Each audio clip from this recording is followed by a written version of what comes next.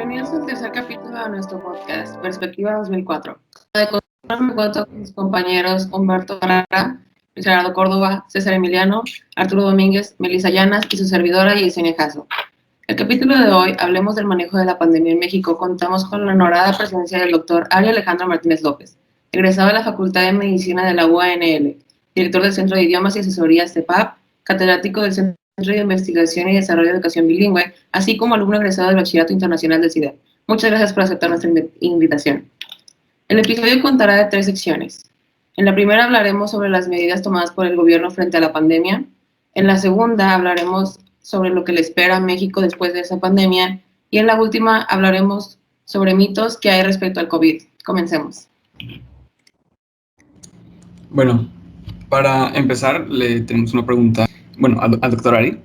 ¿Usted cree que el gobierno mexicano decretó la jornada de sana distancia a tiempo? Muy bien. Pues primeramente, pues muchas gracias por la invitación. Qué padre que estén haciendo este tipo de actividad entre ustedes. Me enorgullece, me llena de alegría. Además de que son chicos súper inteligentes. Muy bien. Bueno, pues ahora sí, contestando a su pregunta. Yo creo que cada uno de nosotros, y en específico las personas del área de la salud, ya sea enfermeros, odontólogos, ayudantes, auxiliares, etcétera, médicos, profesionistas, especialistas, directivos, tienen su punto de vista de acuerdo a cómo se ha manejado federalmente y estatalmente la pandemia. Si nosotros nos reubicamos a cuándo fue lo de la jornada de la sana distancia, tendríamos que irnos hasta marzo. Entonces tenemos que recapitular todo y hacer mucha memoria de acuerdo a las acciones que se tuvieron. Sin embargo, si tú me preguntas sobre mi punto de vista, yo siento que fue en la fecha adecuada. Tiene un porqué, yo pienso eso. Sí se pudo haber hecho desde antes, porque todo eso se puede pronosticar. De hecho, todo se pronosticó.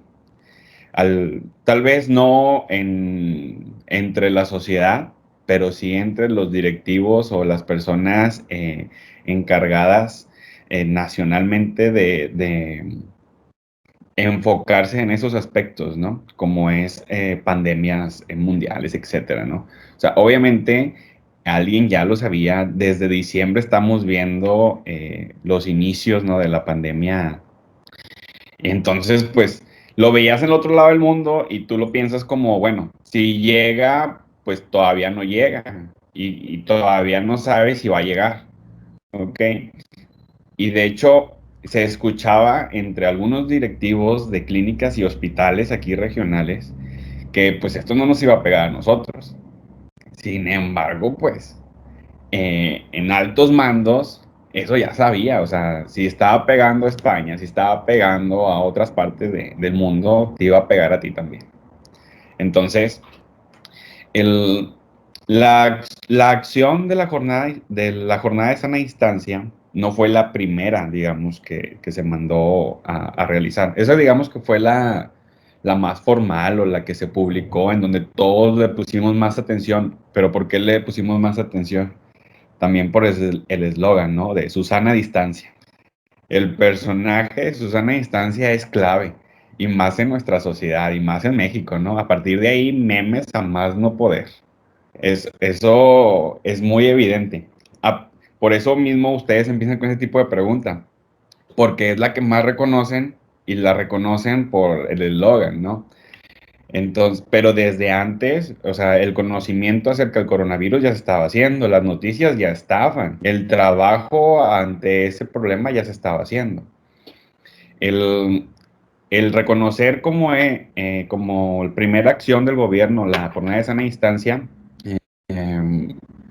pues sí es la más sonada, pero no es la primera acción que se hizo. Y desde mi punto de vista se hizo a tiempo por el tipo de población que nosotros tenemos. No sé si ustedes se acuerdan, pero la jornada de sana distancia empezó y se mencionaba de que, ¿sabes qué? Va a empezar en marzo y termina para finales de abril, me parece. Y, o sea, ¿a qué fecha estamos, no? Esto no ha terminado. Pero por qué no mencionar desde un principio? Esto va a durar hasta fin de año, porque alarmas a las personas, porque las personas, ¿qué es lo que van a hacer si tú les dices, sabes que te vas a quedar en tu casa todo lo que resta del año? Pues obviamente las personas van a decir, ¿sabes qué? Pues no. Y, pero va a ser un rotundo no. Si tú les dices mes con mes, ¿sabes qué? Es que te tienes que quedar otro mes, te tienes que quedar otro mes. O que al principio la piensen y sabes que, bueno, pues está bien, un mes me voy a quedar en la casa y me voy a resguardar. Pero si tú desde un principio le dices a la gente, sabes que te vas a quedar el resto del año en tu casa, a ver cómo le haces para sobrevivir, pues es más difícil que la gente te vaya a hacer caso, ¿no? Y el evitar la pandemia, o más bien el, el impacto tan grande de la pandemia depende de la población. Entonces, tú tienes que saber qué decir ante la población para que eso no se vea, para que la pandemia no tenga un efecto tan grande en la población. Entonces, desde mi punto de vista, sí fue en fecha adecuada por el tipo de población que tenemos. La siguiente pregunta, doctor, que le tenemos es, ¿a qué cree que se deba que la Ciudad de México tenga 3 veces más casos que Nuevo León? Ok. Bueno, si nosotros conocemos cuánta es la cantidad de población que tenemos aquí en Nuevo León, tenemos aproximadamente como un poquito más de 5 millones de personas. Y en México está casi al doble, está como alrededor de 9 millones de personas. Ahí pues es una simple deducción. Si hiciéramos matemáticas, tú dirías, bueno, pues de ley ya van a tener el doble, ¿no? Sin embargo, eso no aplica tanto en las pandemias, más porque dependen del cuidado y el saneamiento.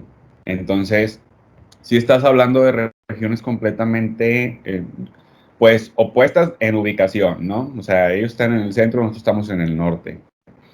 Y también, pues, el tipo de calidad de vida es distinto, de actividades diarias también, el tipo de comercio es distinto, nosotros somos una zona sumamente industrial y trabajadora.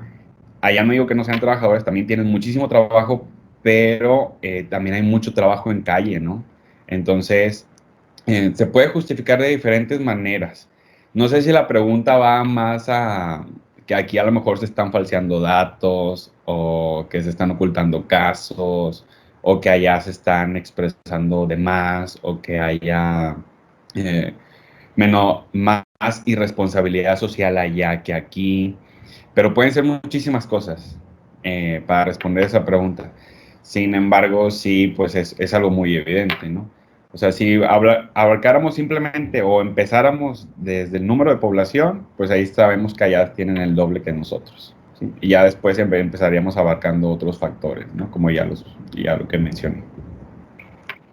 Ahora, doctor, ¿hasta qué punto se podría tomar el hecho de que los hospitales no estén saturados como evidencia de la victoria de las medidas que se tomaron frente al COVID?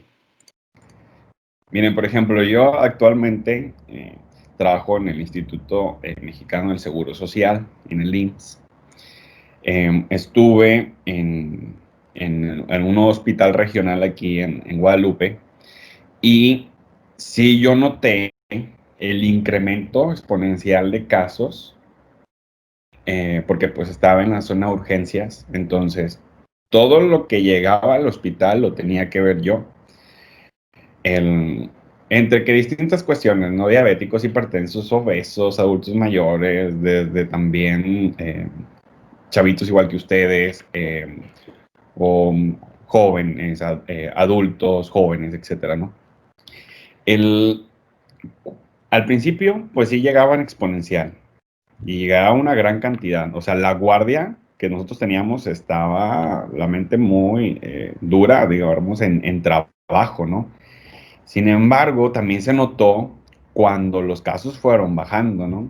Cuando la cantidad de urgencias eran menores, cuando las personas cada vez llegaban menos. Y de hecho ahorita, hay cuenta que en urgencia, a nosotros como médicos de urgencias, hay un apartado que se llama triage. En triage, nosotros hacemos documentos que son estudios epidemiológicos. Esos estudios epidemiológicos son unos formatos que nosotros tenemos que llenar por cada caso sospechoso que nosotros pensamos que asiste a urgencias. Entonces, ese formato de caso sospechoso nosotros lo tenemos que llenar. Después, el directivo tiene que, digamos, vaciar esa información a la base de datos para que al paciente se le pueda hacer la prueba de PCR. Todo caso sospechoso, por lo pronto en el Instituto Mexicano de Seguro Social se le hace la prueba. Entonces, esos estudios epidemiológicos han estado bajando. De lo que yo menciono aquí en Zona Guadalupe, Nuevo León, ¿okay? De que anteriormente hacíamos bastantes y actualmente ya sí hay una menor cantidad. Si me hablaron ustedes de números, por ejemplo, en alguna guardia nocturna, llegaban a lo mejor, ahorita están llegando de 3 a 5 pacientes, lo cual es muy poco comparado a como estaba llegando antes. O sea, antes eran 15 a 20, ¿sí? Entonces sí está disminuyendo. Pero ¿cómo podemos reflejar, o si eso refleja que se está haciendo como que una victoria, o que es una victoria a las medidas? Pues yo mencionaría que sí, porque pues las medidas se están haciendo y las personas cada vez son más conscientes, ¿no? O sea, y ustedes lo ven en las redes. También no sé si han visto de que cuando voy al Oxxo y recuerdo que no traigo el cubrebocas y me regreso, ¿sí? O sea, precisamente hoy me tocó, salí de mi casa, fui a la tienda y dije, chin, el cubrebocas, ¿no? Entonces te regresas, ¿y por qué? Porque ya no te dejan pasar. Entonces, si tú quieres comprar algo, pues ya no es posible. Entonces, la gente ya se mentalizó. Sí, puede estar ahorita la gente en la calle, pero los ves con cubrebocas. A cuando antes no estaban con cubrebocas. Y son medidas que deberíamos de tener siempre, ¿no? O hay gente ya con su gel antibacterial de bolsillo, ¿no? Entonces, o hay extremistas también de que usan los guantes para todo lo que tocan y lo desechan inmediatamente. O hasta su aerosol o su spray para desinfectar también todo, en donde vayan a sentarse, etcétera, ¿no? Cuando antes no se estaba haciendo. Entonces, quieran o no, pues sí se ve la repercusión de las medidas que el gobierno ha implementado y que la gente ha seguido, ¿sí? Ya hasta se volvió una moda, ¿no? O sea, ya hay conjuntos de mujeres con cubrebocas padres o de marcas internacionales, ¿no? Entonces, ya se fue acoplando la población a las medidas y eso se ve reflejado también en la atención hospitalaria. Quiero hacer un comentario. Maestro, usted menciona que ha bajado el flujo de casos en urgencias, casos positivos de COVID. ¿Cree que esto tenga que ver con el hecho de que se le ha hecho más énfasis a la gente en que vaya a los hospitales cuando esté casi, pues, cuando ya no haya vuelta atrás respecto a los síntomas y que mucha gente está muriendo en casa? ¿Cree que tenga que ver con eso, que no van a los hospitales porque, pues, ya no alcanzan? Mira, entre el ámbito médico, el estar en urgencias está muy divertido, pero también muy trabajoso, porque tú dices, ¿quién va a venir a las 2 de la mañana porque le duele la cabeza y ese dolor de cabeza tiene 2 meses con dolor de cabeza, ¿no? O no sé, de medio año para atrás? Entonces tú dices, bueno, o sea, ahorita sí se ve relacionado el dolor de cabeza con el COVID, pero si llegase por un dolor intestinal, o sabes que me duele la uña del dedo gordo, el pie, y eso me duele desde hace 3 meses, y gente llega así, ¿eh? O sea, llegan a urgencia a las 3 de la mañana porque le duele la uña del dedo gordo, el pie izquierdo, y tiene como 5 meses con ese dolor, y tú dices, ¿qué pasa? ¿Por qué vienes a estas horas? Pero actualmente, o sea, los casos que acuden sí están graves, pero también depende mucho del tipo de persona, porque hay personas que dicen, ¿sabes qué? Ya me duele el pecho y yo ya me voy a urgencias.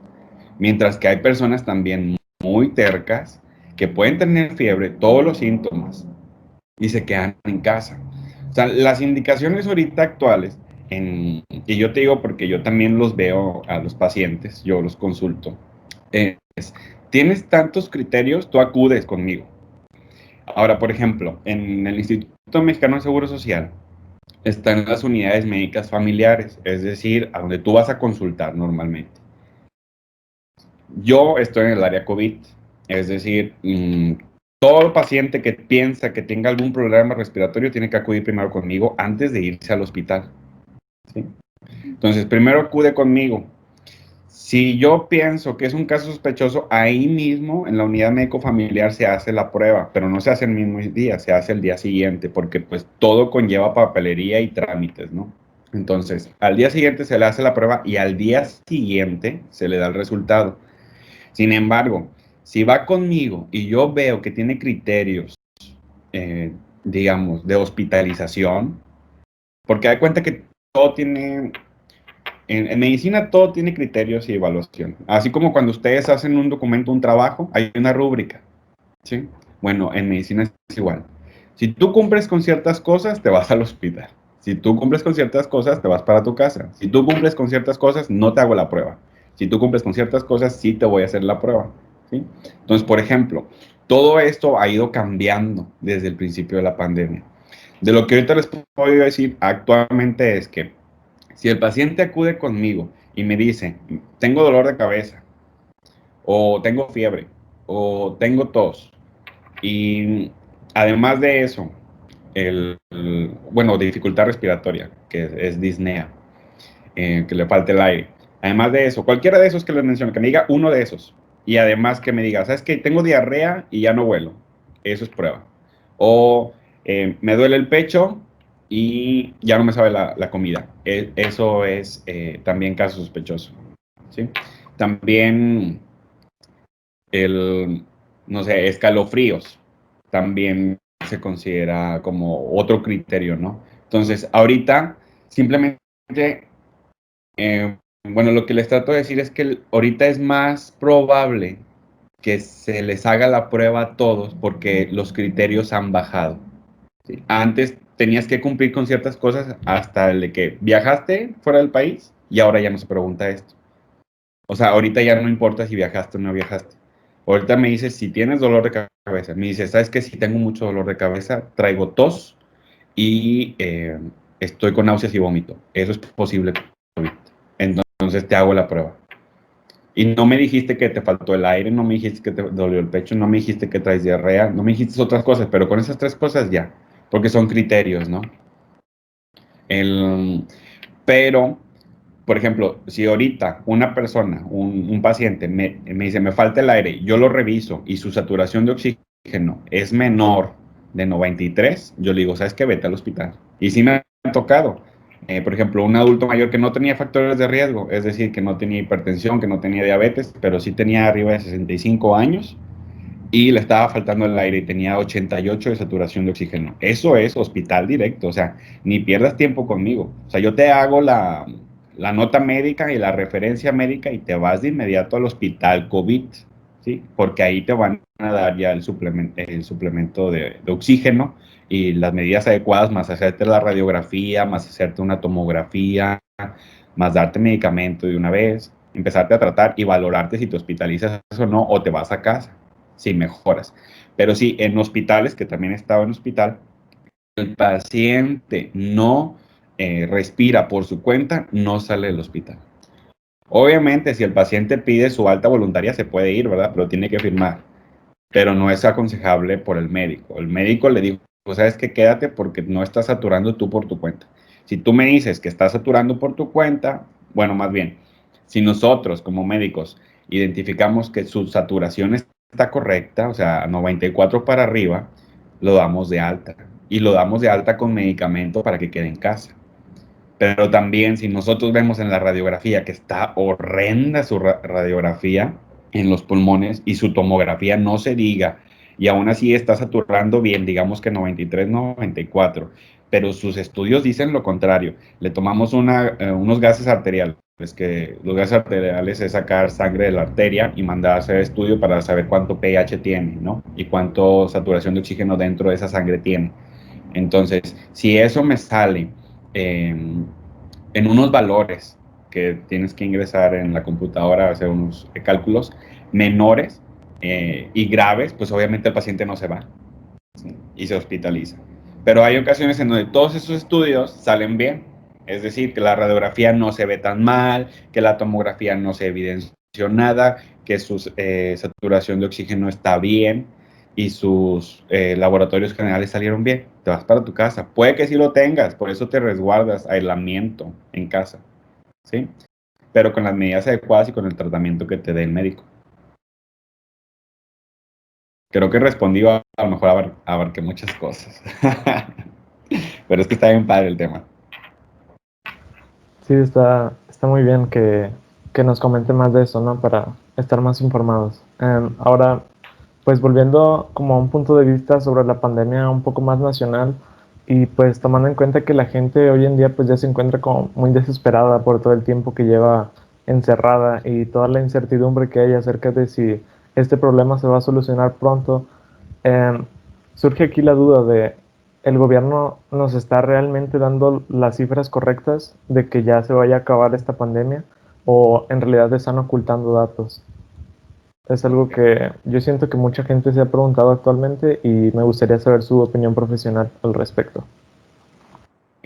Mira, el, todos conocemos dichos, ¿no? Y hay un dicho que dice que si el río suena es porque agua lleva, ¿sí? Y eso aplica en muchas cosas. No sé si me di a entender con eso.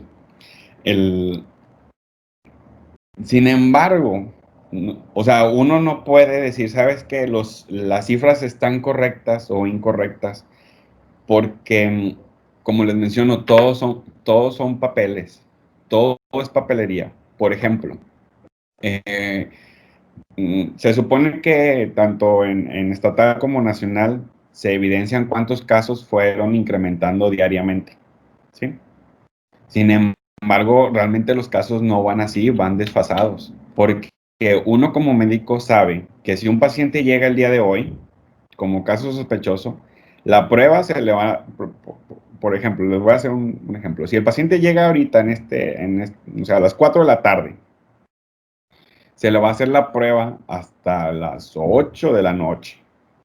Y el estudio epidemiológico del documento que les menciono también se va a llenar en ese transcurso del horario, ¿no? Entonces, la prueba, dependiendo del laboratorio, va a tardar 1, 2 o 3 días o hasta más. Pero, por ejemplo, en el IMSS es para el día siguiente. Entonces, llegaría el resultado para el domingo. Hay algunos, por ejemplo, en la unidad médico-familiar, que les digo donde yo trabajo, sábado y domingo no son laborales. Entonces, el resultado sale hasta el lunes. Y si el resultado salió positivo, pues no fue un caso del lunes, ¿sí? Sino fue un caso del sábado o fue un caso del viernes. De ahí a que las cifras no es que estén manipuladas, sino que todo es papelería, más que los resultados del laboratorio no son de inmediatos, ¿sí? En ocasiones también las muestras del estudio, de la prueba de PCR, son incorrectas. Haz de cuenta que los químicos o los médicos que las tomamos, a lo mejor las tomamos incorrectas o insuficientes o contaminadas y se vuelven a tomar otra vez y a lo mejor ese caso era positivo desde hace una semana, pero por la toma incorrecta se alargó tanto. ¿Sí me explico? Que esas cifras van desfasadas, eso es cierto, van desfasadas. Porque también, ojo, si el estudio salió positivo, los directivos de donde llegó el estudio o la prueba positiva tienen que llenar manualmente, chicos, manualmente, no lo hace una computadora, manualmente esos datos de casos positivos. Y obviamente somos humanos y nos equivocamos. Entonces, uno que otro documento se va a extraviar. Si todos fuéramos perfectos, pues esas cifras estarían perfectas. No sé si ya me di a entender. Sí. Sí, o sea, técnicamente los datos no se manipulan intencionalmente, sino que es como un fallo dentro del sistema. Es que sí, depende de muchas manos. Todo eso depende de muchas manos. Por ejemplo, si hablamos de mi proceso, haz de cuenta que primero acuden conmigo. Y si desde un principio yo digo, ¿sabes qué? Esto no es un caso sospechoso. Y si resulta que sí era, ya no se hizo la prueba. Porque yo ya dije que no. ¿Sí me explico? Pero si yo dije que sí y cité al paciente para el día siguiente, pero si el químico no tomó bien la prueba se mandó y luego se regresa a la prueba y dice, ¿sabes qué? Es incorrecta la toma o se contaminó. Bueno, cítalo al paciente para después. Ok, ahí otro error, por ejemplo. Ya se hizo bien la prueba, salió positivo. El documento, el estudio epidemiológico, ¿se hizo o no se hizo? Si no se hizo, se tiene que hacer, entonces se atarda todavía un poquito más. Y ya se hizo, ahora se lo mandas a los directivos y los directivos tienen que vaciarlo en la base de datos. Y obviamente después de eso hay un proceso enorme, o sea, nacional no se diga, o sea, de personas que están utilizando la base de datos para reflejar las gráficas que ahorita está utilizando el gobierno. Entonces son muchas manos. Y obviamente va a haber algún error ahí. Bueno, respecto a lo que dijo acerca de las gráficas, tengo una pregunta. A lo largo de la pandemia hemos visto cómo el gobierno representa estos casos y defunciones con diferentes tipos de gráficas. ¿A qué se debe este cambio o qué podría significar? ¿Esto puede ser alguna manera de manipular psicológicamente los datos? ¿Cómo la gente toma estos datos?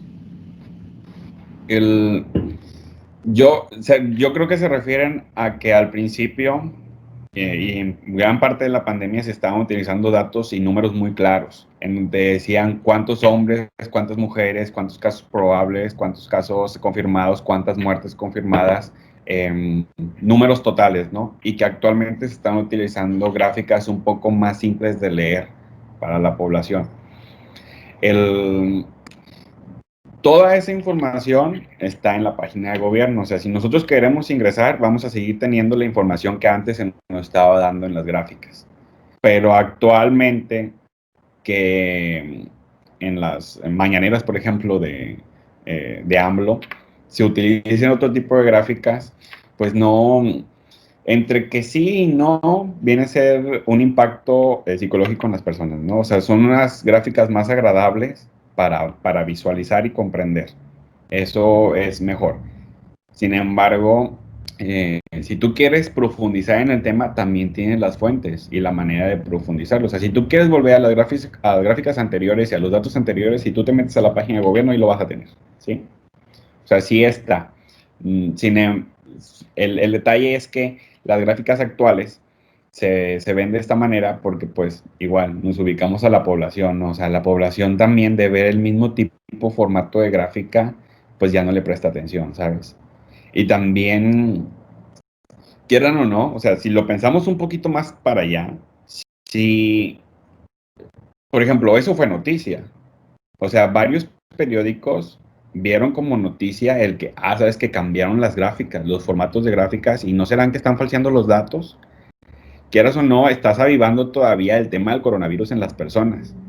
Y el estarlo avivando es lo mismo a decir, sabes que sigue teniendo precaución con el coronavirus. O sea, ya no pasó ya por sí, ¿sí me explico? O sea, que todavía sigue siendo tema el coronavirus. Que a lo mejor de distintas maneras, ¿no? Algunos políticos aprovechándose del tema, pero sigue siendo tema y lo importante de todo esto es que las personas siguen tomando medidas. ¿Sí me explico?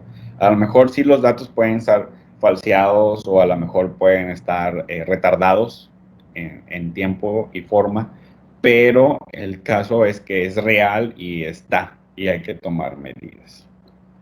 Entiendo. O sea, sí estaba medio confuso esas cosas, pero se están cambiando, ¿no? Tengo otra duda sobre la vacuna esa rusa que se le está dando atención.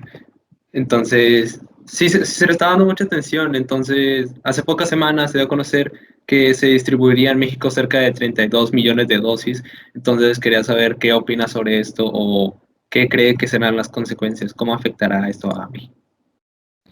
No, o sea, miren, para que un medicamento, y no se diga una vacuna, llegue a la población, sí, la verdad es que tuvo que haber pasado por distintos procesos a más no poder.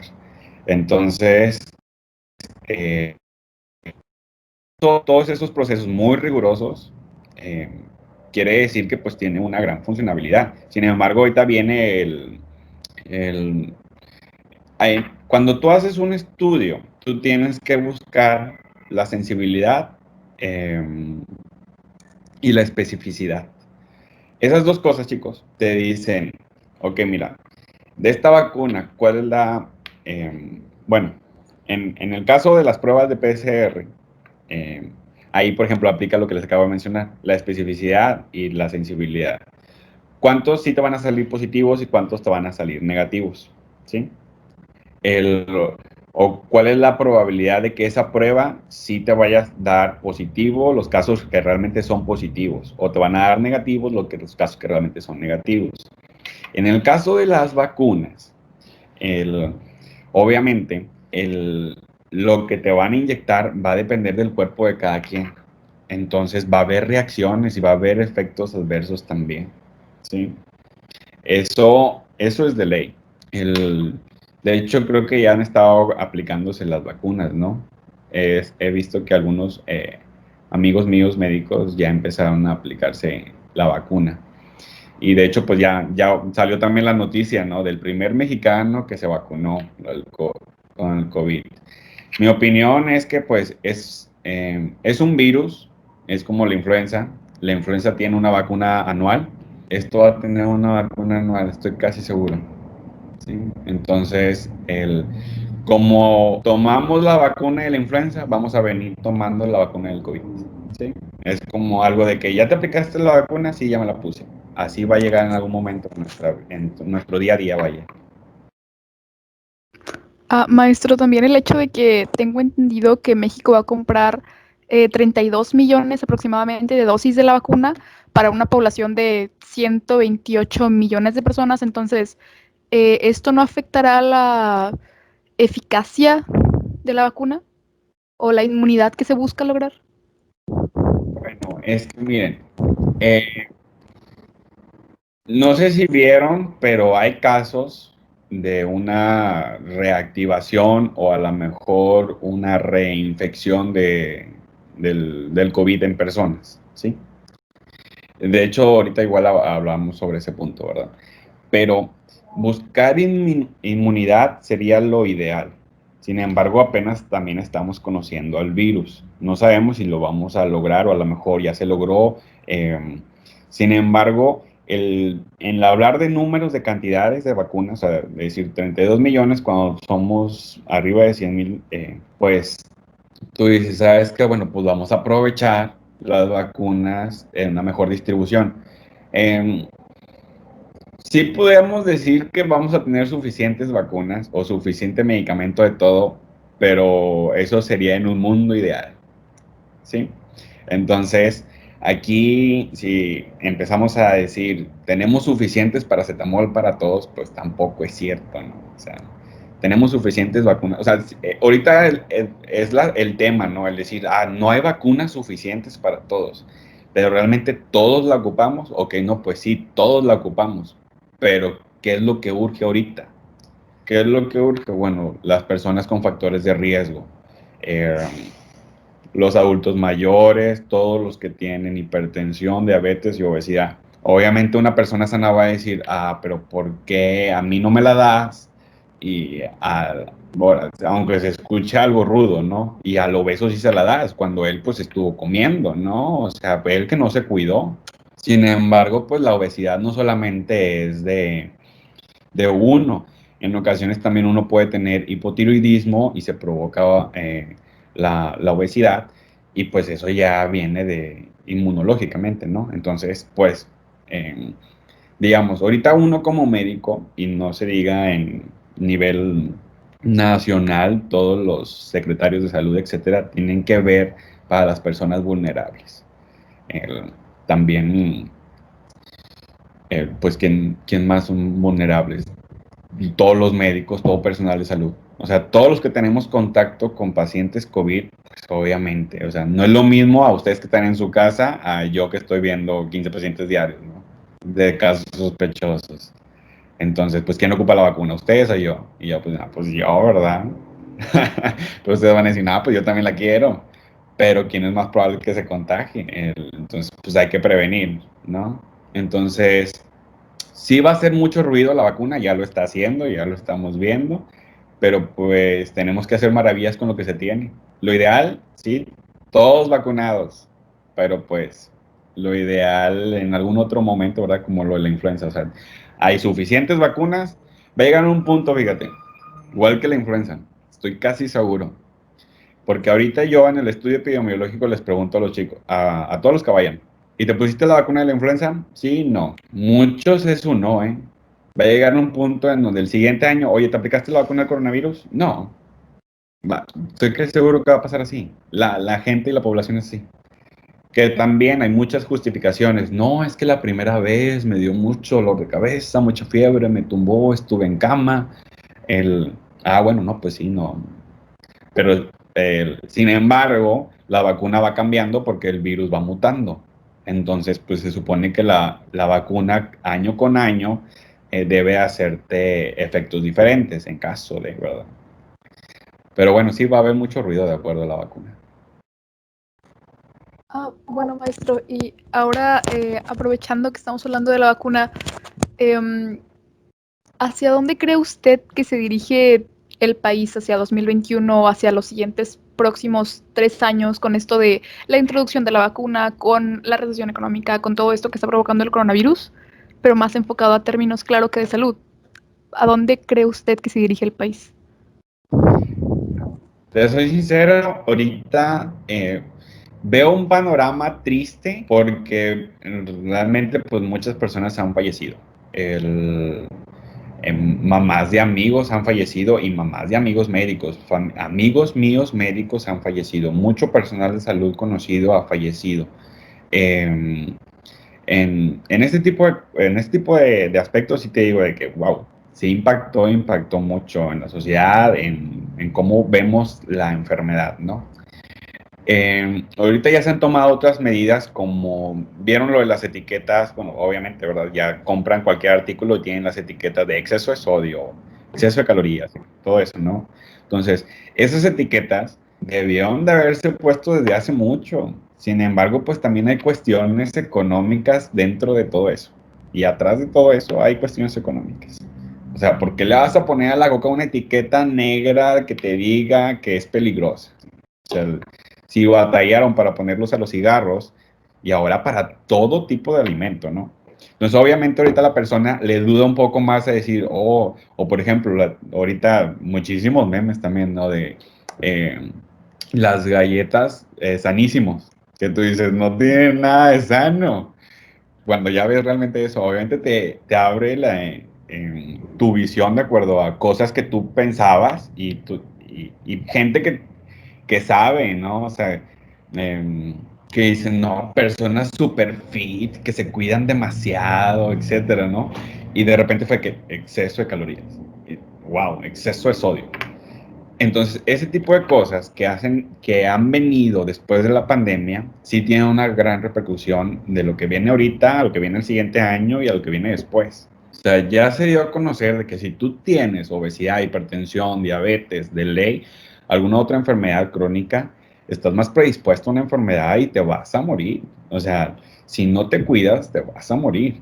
Obviamente todos nos vamos a morir, pero más pronto que otros puede ser, ¿no? O te va a pegar más duro y ya ahorita es muy raro una persona que no conozca de un caso, de un familiar o de un amigo o un vecino que haya tenido COVID.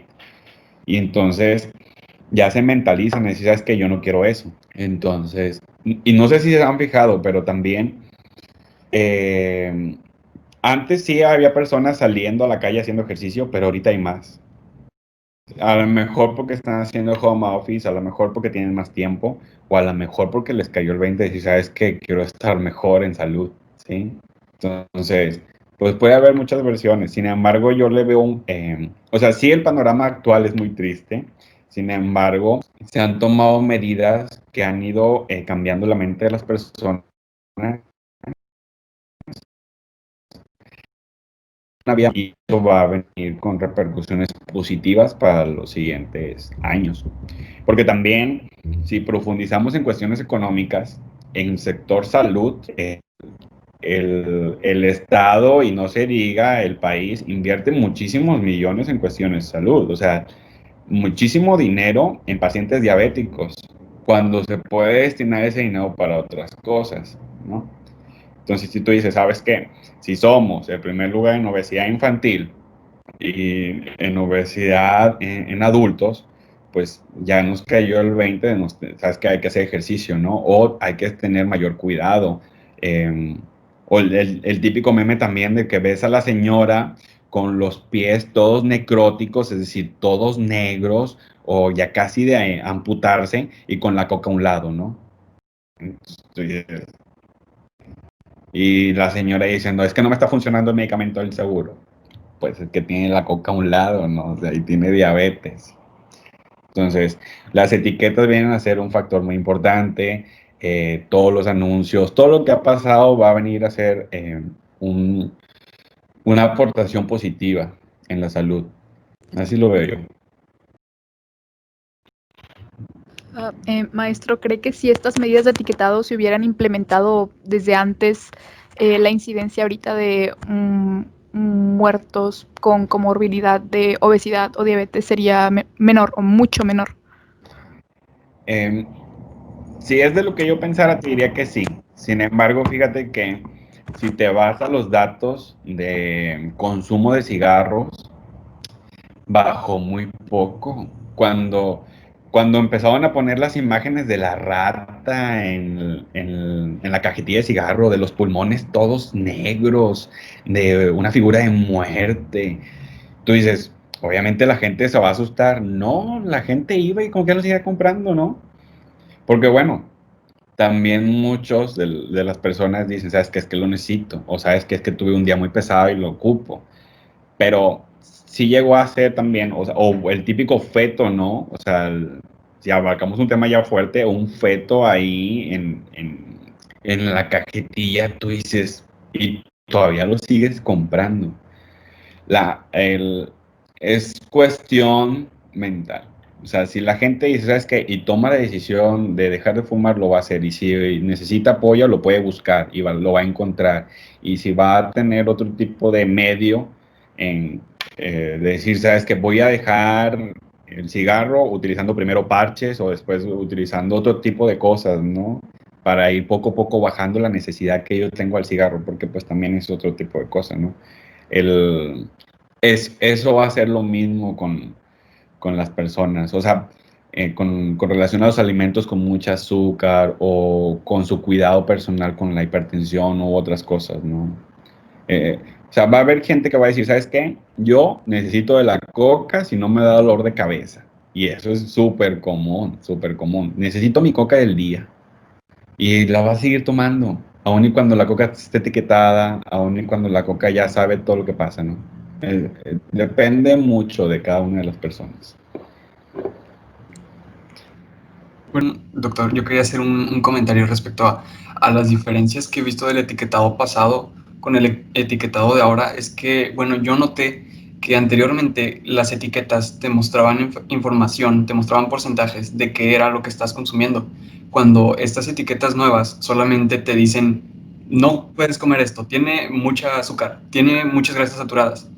¿Cree que esto puede ser, no sé, como algo que, bueno, yo personalmente siento que nos están dando menos información? Solamente nos dicen como no lo consumas, pero no te dicen cuánto podrías consumir sin que te hiciera daño. Ah, ok, ok. Pues mira, si somos sinceros, porque primero hay que hablar de sinceridad, las etiquetas anteriores, ¿quién les prestaba atención? Nadie, nadie. Ay, si voy a ver la coca no tenía ninguna instrucción de nada para empezar. O sea, si nos vamos a la sanísimo, o sea, si tú te pones a enfocar, ok, está bien, lo lees. Bueno, pero también hay muchas personas, para empezar, que no saben leer. Otras que no entienden de porcentajes. Otras que no entienden de cosas químicas y muchos de esos tenían nombres químicos. Y tú dices, ¿qué funcionalidad tenían esas etiquetas? Si para uno que sabe de algo de nutrición, por ejemplo, yo que soy médico, nos dieron una optativa de nutrición y nos enseñaban a leer las etiquetas. Y como que era no entendía al 100 la etiqueta. Uno, el chavitos, niños, no se diga, porque muchas veces la mamá de que ten 20 pesos, vete y cómprate algo a la tienda. Ya, y el niño va a agarrar lo que más se ve más lustroso, más bonito, la etiqueta más padre, ¿no? Entonces, Las etiquetas actuales vienen a ser muy funcionales, de nuevo, por la población que tenemos en México. ¿Sí? Y no sé si van a quitar las anteriores, pero a lo que yo he visto, los productos actuales tienen ambas y lo ideal es que se quedan ambas. Pero si se quedan con las actuales, la verdad yo le veo más funcionalidad que las anteriores. Ya que si tú quieres ver el contenido nutrimental, pues métete a la página, ¿no? Pero pues si así lo tenías aquí en físico y no lo leías, pues menos te vas a meter a la página. Lo que pienso. Muchas gracias. Bueno, ya pasando a la siguiente sección, hablando acerca de un poco de los mitos que se tiene acerca del COVID. Recibimos algunos cuantos mitos de nuestros seguidores en Instagram. Y bueno, el primero dice, el COVID puede ser prevenido si haces gárgaras con agua con sal o con jabón de platos. Bueno, qué buenos mitos, ¿eh? Miren, yo, por ejemplo, cuando viene un paciente con dolor de garganta, le reviso la garganta. Y si tiene infección, le doy su propio antibiótico, le doy su antipirético para que le baje la fiebre. Y también, pues, para el dolor, ¿no? Para que le baje su dolor y también la inflamación, que son los síntomas que tiene. Sin embargo, muchos de los médicos aconsejan hacer gárgaras, ya sea con bicarbonato o con sal. Les soy sincero, desconozco la funcionalidad o cómo lo hace las gárgaras, pero a muchos pacientes les funciona. Entre que a lo mejor puede ser algo mental, entre que realmente sí hay algo ahí químico, entre que la sal, el bicarbonato, con las reacciones que tú tengas ahí en la garganta, pero funcionan. Pero para el malestar de la garganta, no quiere decir que te va a prevenir del COVID, ¿no? O el virus del COVID que tú tengas en la orofaringe se va a destruir porque estás tomando agua con sal, ¿no? Caliente. No, eso no, eso no. Pero sí te puede aliviar síntomas. A eso sí podría ir. ¿Sí? Entonces está diciendo que tal vez haya como un efecto placebo o algo así más Sí, así eh, es. persuasivo, por así decir. Ok. El segundo mito que nos mandaron es que el COVID se queda en la suela de los zapatos. Miren, el COVID no es que se vaya a quedar por siempre en la suela de los zapatos. Por ejemplo, yo, cuando me meto al área COVID, yo tengo que ponerme unas botas especiales. O sea, yo tengo mis tenis más unas botas especiales. Cuando yo salgo del área COVID, yo tengo todo un protocolo para retirarme todo. O sea, es decir, los dobles guantes, los goggles, todo el equipo, la bata, entre eso las botas. Después de retirarme las botas, a mí como que me rocían con alcohol en todo el cuerpo y también en las plantas de mis tenis, ¿ok? Porque sí se puede llegar a quedar ahí. Es decir, el virus, como se los han mencionado también en la tele y en las redes, se pueden quedar cierta cantidad de días en cualquier material, ¿sí? Dependiendo del material, se va a quedar cierta cantidad de días y también la exposición de ese material con la temperatura, la humedad, etcétera, ¿no? Pero si la pregunta es, ¿puede estar en la suela de los zapatos? Sí. ¿Se va a quedar por siempre? No. Ahora, doctor, el tercero es que el limón ayuda contra el COVID o a quitar el COVID. No, pero si quieren hacerse una limonada caliente funciona bastante bien. Yo siempre la recomiendo para todos los que tienen dolor de garganta. A mí me funciona. A mí me funciona. Y yo siempre, o sea, sí les doy su medicamento, pero siempre les digo, ¿sabes que una limonada caliente cae con ganas para la garganta? No sé si el limón tiene efecto desinflamatorio. Desconozco, o sea, no sé mucho sobre medicina alternativa, pero funciona. Pero que te va a matar el COVID, pues no, ¿verdad? Otro mito que existe es que a los jóvenes no son tan propensos a que les dé COVID como en comparación a los adultos. Ok, miren, parte tiene razón, pero dependemos de a qué le llaman ustedes jóvenes. O sea, ¿de qué edades a qué edades? Porque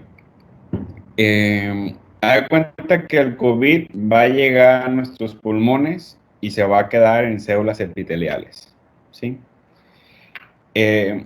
¿Cuánto se va a quedar el COVID en nosotros? Dependiendo de nuestro sistema inmune. Porque ¿qué es lo que hace el COVID? Engañar al sistema inmune, y el sistema inmune empieza a dañar a las células buenas del pulmón y es cuando te empieza a faltar el aire.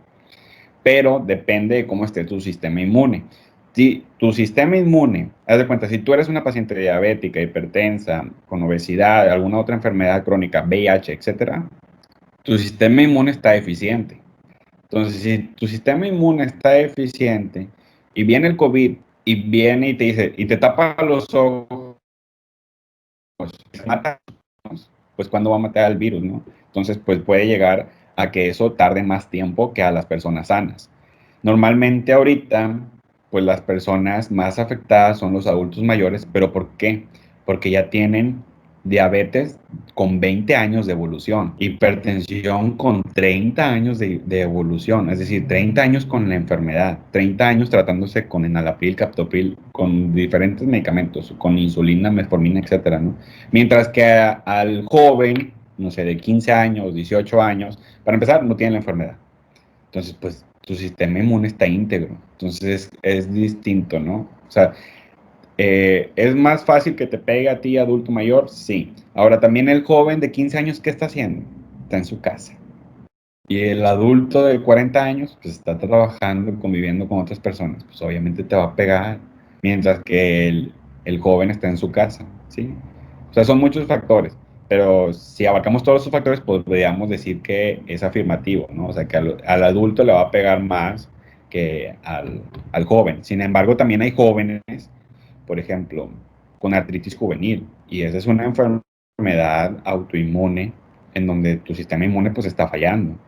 Entonces, pues, a lo mejor es ese paciente joven con artritis juvenil comparado con un adulto que hace ejercicio a diario sin ningún factor de riesgo, pues a lo mejor el joven es más predispuesto, ¿no?, a la enfermedad. Ahí cambia. Bueno, antes de pasar al siguiente, me gustaría dar los datos de cuánto es la permanencia de COVID en diferentes superficies. Y bueno, es publicado por The New England Journal of Medicine. Dice que en el aire permanece 3 horas, en cobre permanece 4 horas, en cartón permanece aproximadamente 24 horas y en plástico y acero inoxidable aproximadamente 72 horas. Ahora la siguiente pregunta es, por ejemplo, cuando le toman la temperatura en la frente con esas pistolitas así, que dicen que mueren neuronas, ¿qué? Sí, no, pues no mueren neuronas. Sí, pues es como el láser que yo utilizo en mis clases, ¿no? Para señalar, o sea, de repente lo señalaba a ustedes y ustedes estaban diciéndome, ay, me están matando neuronas. Ni uno lo hace así con el, para que se haga, no sé, menos inteligente. Pues no, y lo menos con este tipo de población que cree cualquier cosa. Imagínate hacerlos menos inteligentes y matándoles neuronas, peor. No, que están tomando cloro. Bueno, cada quien. Okay. Pero no, la respuesta es no te matan neuronas. Bueno, doctor, preguntan que si el cubrebocas es necesario en espacios abiertos, puesto que hay más ventilación, y que si es necesario, porque sí.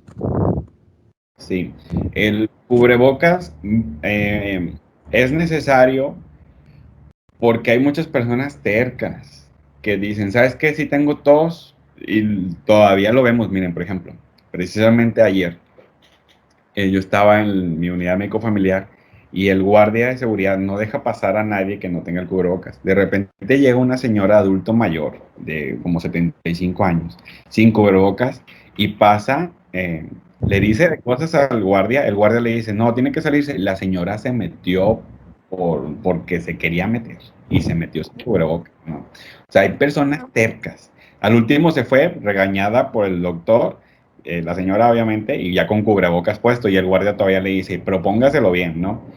Porque así hay muchas personas. Hay personas que tienen los síntomas, tienen tos y a lo mejor son positivos y como que ya tienen que hacer su despensa y tienen que salir. Entonces el cubrebocas, ¿qué es lo que previene? que tosan y que esas gotitas o esos aerosoles te caigan a ti o caigan a las superficies en los que ellos están cerca y que pues después tú los toques o tú tengas contacto con el virus más pronto.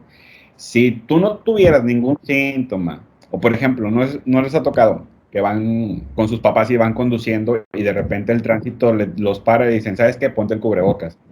Yo sinceramente, yo manejo sin cubrebocas. Me parece que no hay ninguna ley o ninguna indicación actual que te dice, ¿sabes qué? Si quieres andar en el carro, ponte el cubrebocas. Para mí es innecesario traer el cubrebocas en mi carro si yo traigo las ventanas arriba, porque pues es mi espacio, ¿sí? Pero como quiera actualmente, me detienen, y les digo porque eso me pasó la semana pasada. Me detuvieron, me dijeron el cubrebocas, dije, disculpa mucho, pero vengo saliendo de mi clínica y, o sea, creo que sé un poco más de esto que tú, entonces creo que no hay necesidad de tener el cubrebocas, ¿verdad? Si estoy en mi carro con las ventanas arriba. Pásale, doctor. Y ya me dejaron pasar, ¿no? El, pero el cubrebocas es funcional porque la gente es muy terca y muy necia. Y cuando piensan que no tienen nada, sí lo tienen y andan contagiando a los demás. Si tú no tienes nada, es mejor que tengas el cubrebocas. ¿Por qué? Porque como quiera el virus entra por la boca, por la nariz y por los ojos. Entonces, nosotros que utilizamos, que somos miopes y tenemos los lentes, pues tenemos ahí una barrera, ¿no? Pero a los que no, pues, porque a lo mejor estaría padre utilizar la careta, ¿no? Y hay unos caretas muy modernas, también están muy padres. Entonces, te ayudan a evitar que te vayas a contagiar. Eso, más un lavado constante de manos, pues genial, ¿no? Pero yo diría que sí, que continuemos con el cubrebocas, aunque el área sea abierta. Sí hay mucho aire, pero hay zonas y hay lugares en donde no hay aire, ¿no? O sea, bueno, sí lo hay, pero el flujo de aire no es demasiado, así como que para que se vaya. Además, como ustedes saben, pues el virus está medio grande, entonces si se contagia sí, se cae de inmediato, ¿no? O sea, no es como que a 2 o 4 metros y como que te infectas, ¿no? Pero pues sí puede llegar, por ejemplo, vas al súper y te bajaste el cubrebocas y toses y está ahí la caja de cereal y después dices, ¿sabes qué? Ese cereal siempre no lo quise y ahí lo dejas y luego viene otro y ya se llevó el cereal contaminado, ¿no? Entonces, o por ejemplo, también algo súper chistoso, con el mismo guardia de seguridad en la unidad médico familiar. Da cuenta que llegó una señora con un niño y la señora traía el cubrebocas. Entonces el guardia de seguridad está en su escritorio y está sentado él atrás de su escritorio. Entonces la señora se pone enfrente de su escritorio y le dice, es que vengo a consultar. Y enfrente de él, y luego el guardia o sea, se queda viendo así como que, y la señora, el típico con el cubrebocas nada más en la boca y en la nariz no. Entonces, ya le dice el guardia, no, pues que está bien, sí, o sea, pues ahorita pasa a consultar, pero espéreme afuera, ¿no? Entonces ya la señora se sale y el guardia va conmigo, le dijo. Y obviamente utilizó otras palabras que no puedo decir, ¿verdad? Pero ya me está diciendo, ¿cómo ve a la señora que me está tosiendo enfrente? Y luego de adrede. Y después me tocó a mí también, o sea, lo vi en el consultorio, pero yo sí lo veo a 2 metros, ¿no? O sea, yo estoy sentado y a 2 metros está la paciente y como que hace ya tosiendo. Pero hay gente, así es la gente. Bueno, la siguiente dice, si te hiciste la prueba y has salido positivo más de 2 veces, ya no puedes contagiar. Miren, como la información del COVID sigue actualizándose, no podemos dar por hecho eso. ¿Sí? Entonces, si hay un periodo de latencia y un periodo de contagio. Sin embargo, si tú dejas pasar ese tiempo, o sea, que son los 14 días, a partir de tus síntomas, de tu inicio de síntomas, es muy viable, o sea, de que tú puedas salir y ya puedas hacer tu vida cotidiana con las precauciones debidas. Pero no podemos dar por hecho de que ya lo tuviste y no es capaz de contagiar todavía por la información actual que se sigue renovando, ¿no? Pero es estar alerta. O sea, si ahorita la indicación es decir, ¿sabes qué? Son 14 días y después de esos 14 días tú ya no contaminas, ya tú no contagias a nadie, ok, genial. Pero puede ser que dentro de un mes salga otra información, ¿sí? Porque de nuevo, el virus muta. Entonces no sabemos cómo va a mutar. El siguiente mito que se tiene es que el COVID es culpa de una etnia específica.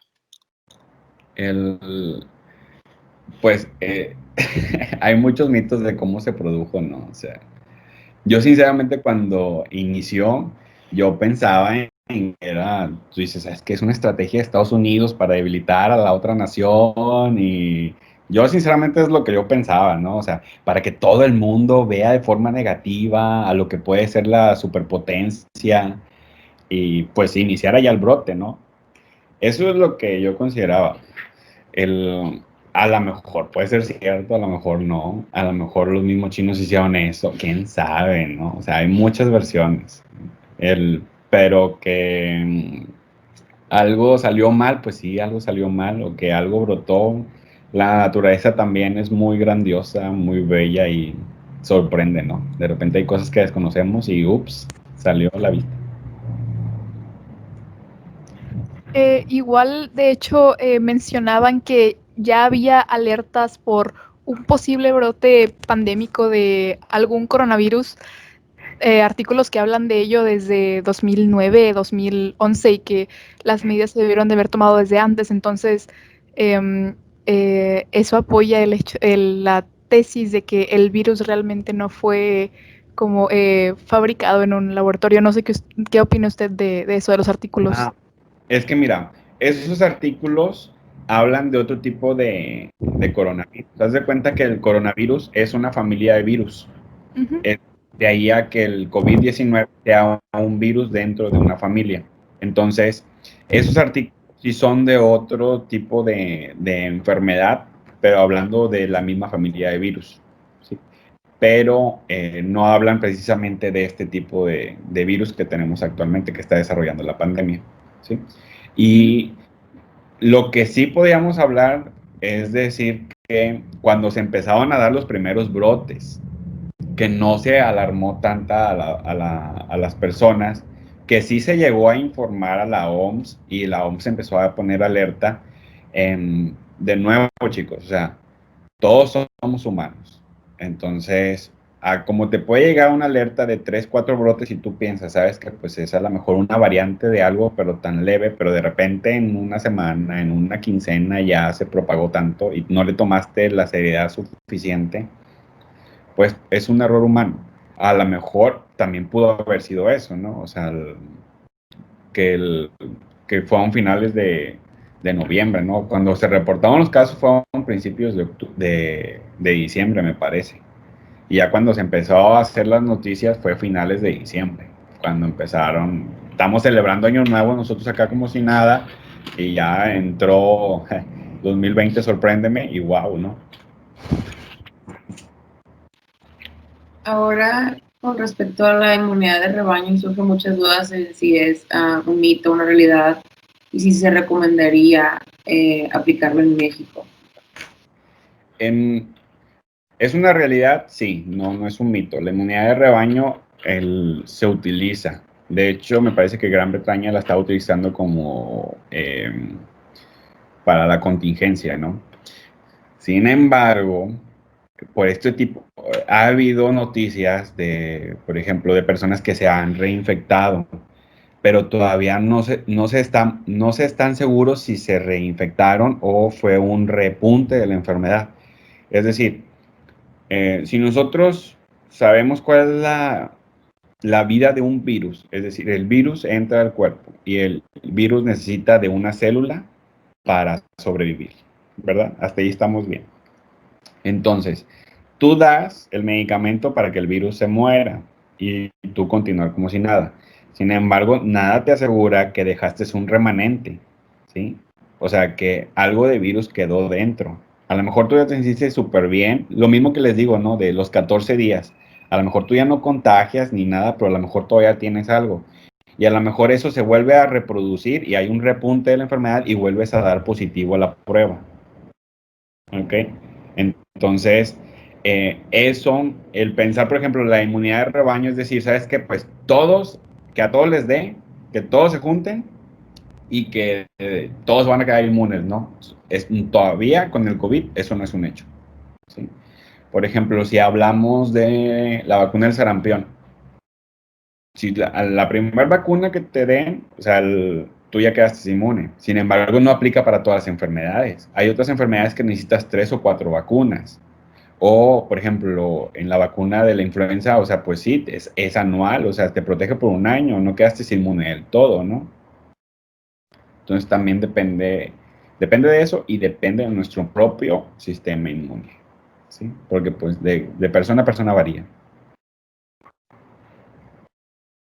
También otro mito que se ha estado circulando y se ha hecho muy famoso es que los pacientes de COVID que entran al hospital, lo que les hacen es que les quitan el líquido sinovial de las rodillas. No, hombre, eso no se hace para nada. ¿Qué vamos a estar haciendo nosotros con el líquido de la rodilla, por favor?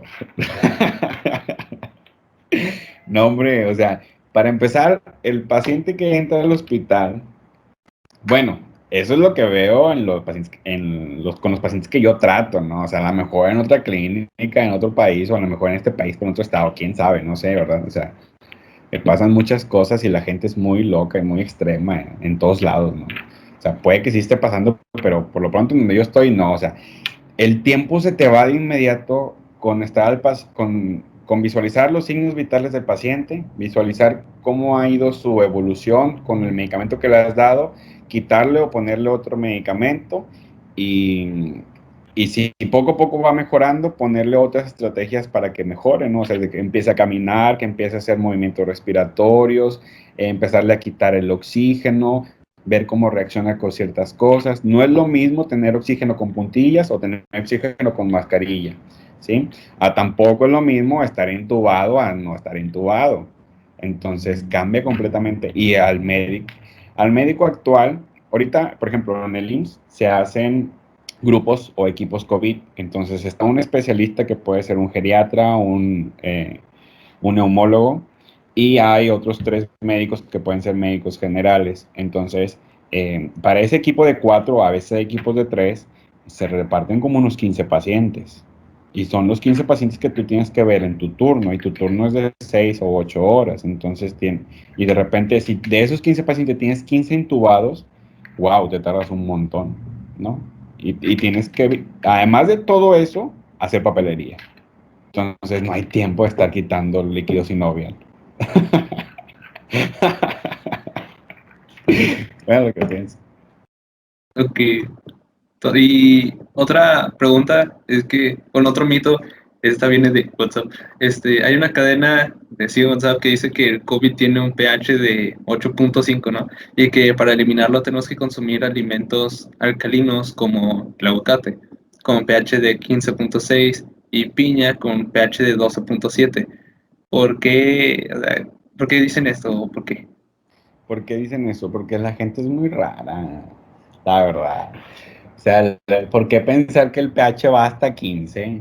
¿No? O sea, ustedes sí saben la escala del pH, ¿verdad? Son muy inteligentes. ¿Van del 0 a qué? Del 0 al 14. Del 0 al 14. O sea, para empezar ahí tú dices, falso, o sea, la noticia falsa. El aguacate 15 puntos, extraterrestre, ¿o de dónde salió ese aguacate? No, o sea, pues no, es imposible. Entonces, para empezar desde ahí tú dices, está mal. Y muchos de los alimentos que tienen ahí el pH están incorrectos, porque podrían decir, bueno, fue un error de dedo, ¿no? O sea, a lo mejor no era 15, pero era 11. Un error de dedo, ¿verdad? Entonces tú dices, bueno, analizo todo lo demás y te vas a dar cuenta que muchos de los pHs de los alimentos que vienen ahí están incorrectos. O sea, a partir de ahí empieza a descartar, ¿no? Y si nosotros nos ubicamos y sabemos, nosotros sabemos que un pH es en una solución. Si hablamos de un pH de virus, no es que el virus tenga ese tipo de pH o ese número de pH, más bien el virus se adapta al pH de la célula en donde se va a donde se va a alimentar, en donde va a estar, en donde va a ser su reservorio, ¿no? Entonces, pues ahí completamente la noticia es incorrecta, ¿sí? Pero la gente lo cree porque es fácil creer. Bueno, hay otro mito que está un poco extraño, que dice que las vacunas contienen chips para controlar a la población, a las masas. Oye, pues qué innovación, ¿no? O sea, qué poder humano. sí, a mí me sorprende muchísimo lo de la comunicación que estamos teniendo nosotros. O sea, para mí es toda una ciencia el que yo esté aquí y ustedes en cada una de sus casas y que nos podamos ver y poder tener esta reunión. Qué espectacular sería tener un chip en una vacuna, ¿no? Pero, o sea, desde mi punto de vista todo es posible, pero creo que no hemos llegado todavía a eso. Sí.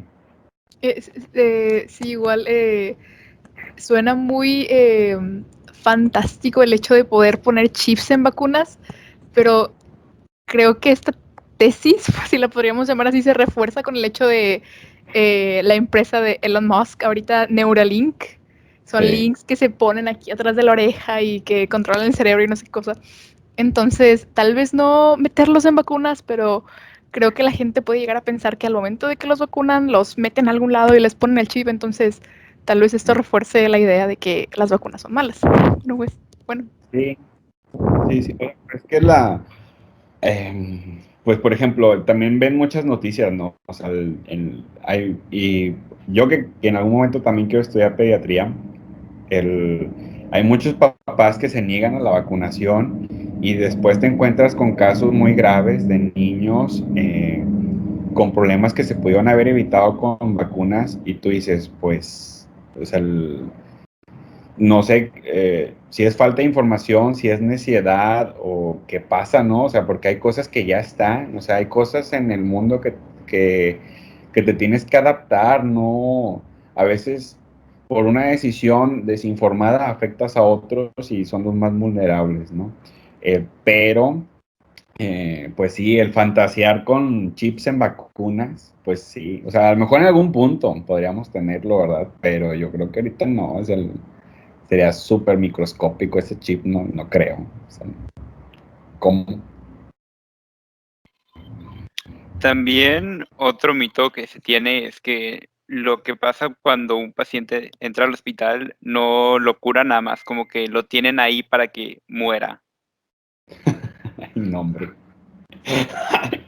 Imagínate todo el esfuerzo que uno le hace. La verdad también hay efectos psicológicos en nosotros los médicos. O sea, sí podríamos decir que tenemos sangre fría porque pues te vas adaptando a muchos sucesos y de repente ¿sabes? Que pues, llega un amputado y tú dices, no, pues vamos a atenderlo. O llega alguien que eh, el cráneo quebrado. Y no, pues vamos a atenderlo, ¿no? O sea, tienes que ser frío. Si no, si te pones tú de que, ay, Dios, le está sangrando, no, pues ¿cuándo, no? ¿Cuándo le vas a atender? Por eso sí tenemos algo de sangre fría. Sin embargo, ver tantas muertes no es bueno. O sea, ¿para quién va a ser bueno? Entonces, imagínate, no, pues te meto para verte morir. Pues no, para empezar, para mí es malo, ¿no? O sea, ver tantas muertes, más bien te meto y por mi labor social y humanista que tengo, porque muchos médicos también se ampararon de, sabes que yo no quiero atender COVID, pero también médicos humanistas de decir, sabes que yo sí, pues para eso estudié y pues cuál miedo, ¿no? O sea, esa es mi profesión y pues atender al paciente. Pero también hay cosas muy evidentes. Por ejemplo, ahorita hay muchos pacientes que no quieren ser entubados. O sea, que tú dices, ¿sabes qué? A mí no me lo intubes. O al mismo familiar, el mismo paciente, yo no quiero ser entubado. Entonces tú dices como médico, ah, bueno, si no quieres, está bien. O sea, no te intubo.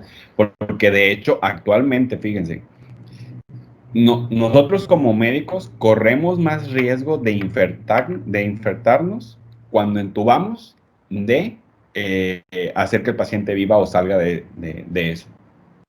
O sea, es más probable que yo me infecte a sacar al paciente. O sea, en buenas condiciones. Pero uno lo tiene que hacer, ¿sabes? Porque si el familiar o el paciente firmó que sí quiere intubación, uno como médico tiene la responsabilidad de hacerlo. Pero si el paciente desde un principio dice, sabes que yo no quiero intubación, uno como médico también dice, sabes que pues ni tampoco me quiero arriesgar y además respeto tus deseos, ¿no? No quieres estar intubado, ya me firmaste que no, no lo intento. Pero a quien sí lo firmó, uno lo tiene que intentar, aun y cuando nosotros sabemos que es más probable que nos infectemos a sacar al paciente en buenas condiciones. Y si nosotros sabiendo eso, pues tampoco es como que vamos a meterlo para que fallezca aquí, ¿no? O sea, para que nos contamine a todos, pues, ¿no? Y doctor, también no, se ha hecho algo como en eso que dicen de que no, pues para qué vas al hospital si ya una vez que vas ya no vas a salir.